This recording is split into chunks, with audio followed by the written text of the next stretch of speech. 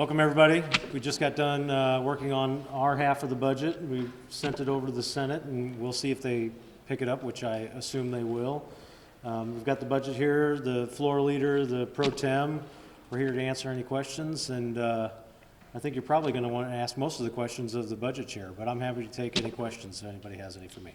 I think the first question that a lot of people have is whether or not the Department of Social Services should accept applications starting July or whenever from the expanded population of Medicaid. Does this budget tell them no, or does it tell them anything? I'm going to let the budget chair answer that. Okay. Rudy, this budget tells them that there is no appropriation for the Medicaid expansion population. So there's been some conversation about enrollment and eligibility and benefit implementation. In my mind, there is not a need to enroll that population if there is no money to provide benefit to them. So if it could be a matter of a technical disagreement. Do we enroll those folks but then don't provide benefit? I don't really know why that would be the case, but what I do know is that there's no money in this budget for Medicaid expansion. There is a line for every service that Medicaid provides. There is just not specific appropriation for the Medicaid expansion population. So why couldn't the department use hospital appropriation, pharmacy appropriation, and provide the services until the money runs out? Well, I don't think, the expansion population would be under managed care, which was proposed by the department. And so they can't, in my mind, they should not look to other lines outside of that to pay for what would be a population under the managed care program. Within that managed care appropriation, we have specifically provided an appropriation for the existing population and not any one more than that. So, obviously it's clear throughout the legislative process, our intent is not to provide appropriation for Medicaid expansion. With the failure of House Bill 20 and the House Budget Committee, with the repeated on-the-record votes to deny amendments that would put it back into the budget, it's clear that legislative intent is not to fund Medicaid expansion, and I expect that the department does not look to other appropriations that are not intended for Medicaid expansion to pay for Medicaid expansion. Don't you know this is likely to trigger a lawsuit from the supporters of Medicaid expansion? I'm sorry, sir, could you say that again? This is likely to trigger a lawsuit from the supporters of Medicaid expansion. So is the legislature or the House prepared to hire counsel basically to defend this move if there's some question about whether the Attorney General is or not? Are you prepared to basically hire your own counsel to defend this? So that, I'm not an attorney, won't really speak to all of the dynamics around potential litigation without knowing who might file suit against whom. I would only assume that we would hire counsel to defend us if we were a party in some lawsuit. I don't know why that would be the case as it relates to Medicaid expansion. If this is litigated in the courts and we are a party to that, I assume we would hire counsel. If not, I assume we would not. Not something you've already started making plans for. What, in my opinion, and just speaking for myself, what happens downstream of the legislative process is, somewhat out of our control. If we have a decision to make in a reaction to litigation, we will come back at a later time and consider that decision. Speaker, one of the big things that's laying out there on this side is gas tax. Where is that in the process in the final week? Do you support it? Do you have the votes to get it done? I mean, it's working its way through the legislative process. I imagine it's going to possibly get out of rules today. I think they're in rules right now, so I would imagine it got voted out. So, I mean, it's making its way through the process, and it will continue to make its way through the process. And of course, members have the ability to amend or not amend. I can't gauge what 162 other members are going to do, so we'll have to see what the final product is out on the floor. What do you think? What do you think of that bill? What do I think of it? Again, I have to see what the final product's going to be. I don't know what the amendments are going to be.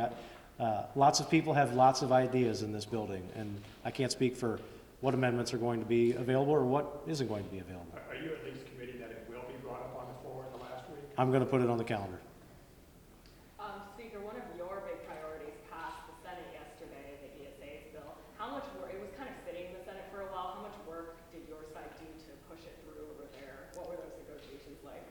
Listen, I've been working on ESAs for longer than just the legislative session.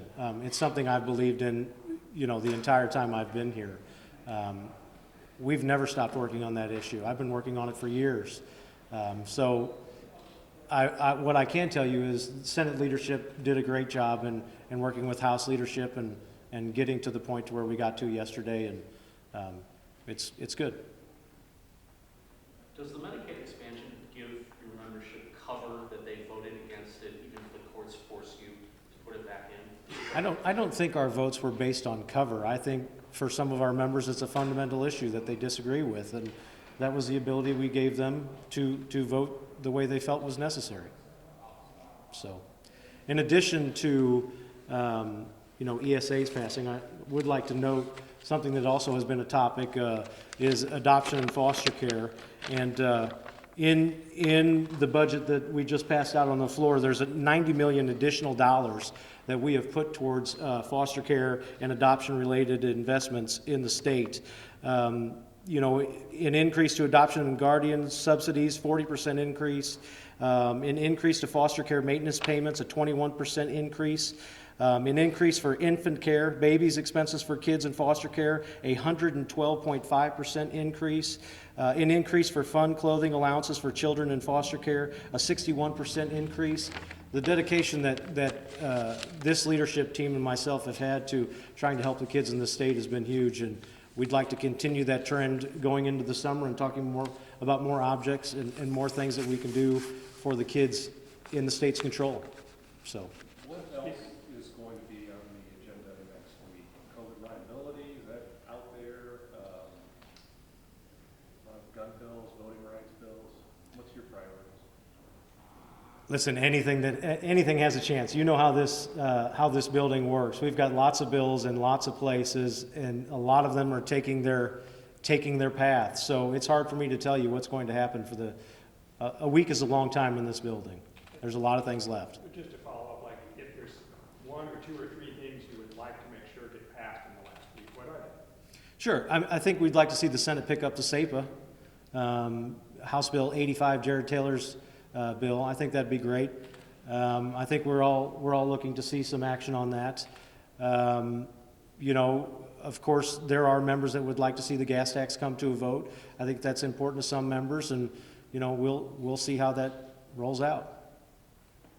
Representative Smith, this is for you. When it comes to Governor Mike Parson, and he said currently right now that his legal counsel is going through and deciding what to do July 1st. If he sends you guys back for a special session because of the Medicaid fund running out, do you think that it is going to be difficult for you to fund or put more money in that account, considering where members currently stand and what was said on the floor?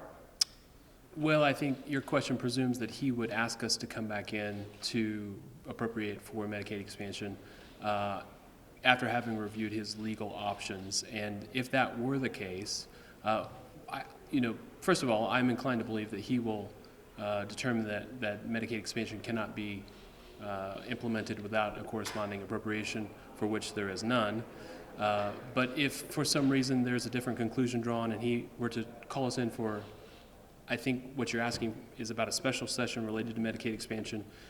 I think in absence of a different dynamic, the General Assembly has spoken very clearly about how we feel on this, that we are choosing not to appropriate for Medicaid expansion.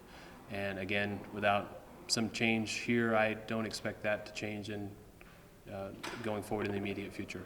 There's been some members on the other side of the aisle that have accused you all in this situation of, I think, quote, throwing your own governor under the bus. Like he went out and asked you guys to do this, didn't agree with it himself, said that the voters voted for it. What's your response to that? So I think this has been a respectful process on all sides as it relates to the executive and the legislature. I understand the governor's perspective. As this unfolded chronologically, he felt like it was his job as a statewide office holder, as the governor of the state, to outline and frame up what it would look like if the legislature chose to appropriate and implement the expansion of the program. But he's been very respectful of the process as we've moved through the legislative appropriations process. And it's my understanding and my sense is that he's taken a hands-off approach to this and been respectful of our process. Obviously, that makes sense as a former legislator. He understands the process, and we are a separate but equal branch of government, and we have our process, and he's respectful of that, just like we are respectful of his perspective on this, and we can disagree without being disagreeable on this. So the budget that you did pass, I think it uses some of that American Rescue Plan money and some of it, but by and large, the flexible funds, that couple billion that's going to come to the state, that's not appropriate, right? So I think, yeah, the answer is correct. We have started to take the first few steps in appropriating American Rescue Plan funds. They're implemented, we're waiting on guidance. A lot of that federal guidance around the American Rescue Plan was supposed to come down today. It kind of comes out in drips as we work through the process, and it changes over time. We found with the CARES Act that it was kind of a shifting landscape over the course of a period of months. And we just didn't have enough information to fully implement or understand how much money we'll be receiving and for what various intended purposes with the American Rescue Plan. But for the things that we have appropriated for in this FY22 budget, we have a relatively high amount of certainty that this money can be used for this purpose, and we've gone ahead and appropriated where we see it's appropriate. We have a lot of consideration and planning to do around the American Rescue Plan, and we will be back, if not later this calendar year, in the next legislative session to begin to appropriate the majority of those funds. One more. There's a section in House Bill 10 that has to do with restricting certain Department of Health funds from what appears to be Planned Parenthood. Some of the language looks kind of like the language that the court struck down from House Bill 11 last year. Can you kind of talk me through the thinking on what's the purpose of this section? And is it for Medicaid or is it for different? So without having that language in front of me, we were intentional about the language that was litigated over does not reappear in the budget. Any language related to Planned Parenthood or anything like that, well, Planned Parenthood certainly is not mentioned in the budget. Anything related to that topic would be a separate issue. There is no new language related to that. Wherever it may stand in House Bill 10 now would have been something that's been there for several years recently and not subject to litigation. All right, thank you, everybody. Thank you.